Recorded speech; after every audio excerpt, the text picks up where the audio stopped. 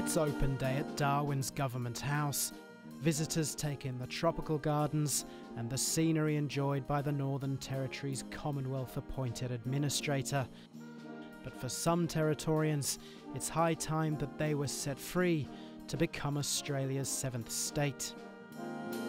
We see that the growth of the Northern Territory is about becoming the seventh state in the Australian Federation, simply based on being equal with our fellow Australians. Proponents of statehood complain that Canberra can ignore the will of the Northern Territory government, as it has on the intervention and past plans to legalise euthanasia. Following a tight vote against statehood in 1998, 2011 marks 100 years since the region became the responsibility of the Commonwealth. Despite attempts to industrialise and connect the northern part of the country to the south, then governing South Australia was struggling to attract white settlement to the area. But one member of the Northern Territory Government's Statehood Committee says underpopulation wasn't the only reason Canberra took over.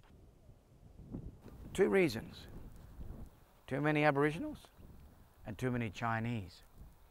Today, 2011, we have more numbers than at that time, the Tasmanian state and also Western Australia have.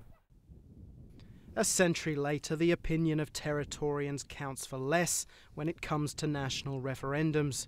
A majority of Australian voters must back a proposed change, and a majority of states, but the combined territories' opinion isn't counted. The upcoming national referendum on recognising Indigenous Australians in the Constitution could sideline the very jurisdiction with the largest percentage of Indigenous people. We will only have half a vote in a very, very significant conversation about Indigenous representation in the Australian Constitution. But while the government pushes ahead with plans for a referendum, many Indigenous leaders are taking a much more cautious approach.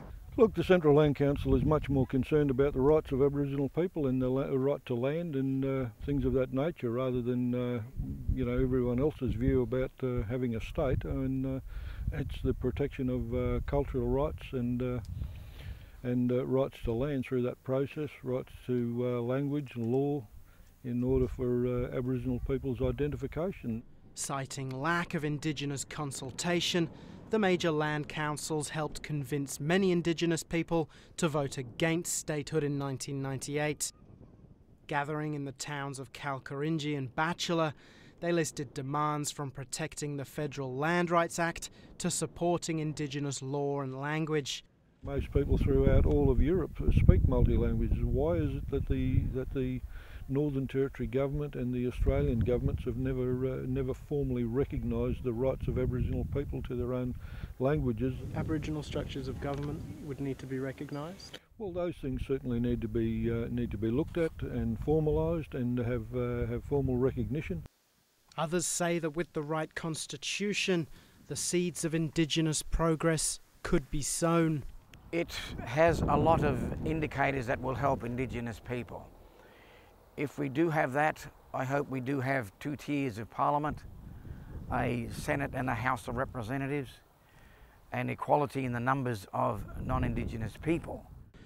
In March, Territorians will vote for candidates who will then draft the documents that will eventually be voted on. Some experts with knowledge of Western and Indigenous law say it's a unique opportunity to enshrine the protection of the Territory's rich Indigenous culture and governance system with the best a modern democracy can offer. We have in the Territory an ancient structured legal system, and we've got an opportunity in the Northern Territory to produce something that is new and fresh and inspiring. But before this vast Northern Territory becomes a vast Northern state, it needs to leap the obstacles in its path, taking on the views of everyone who calls it home.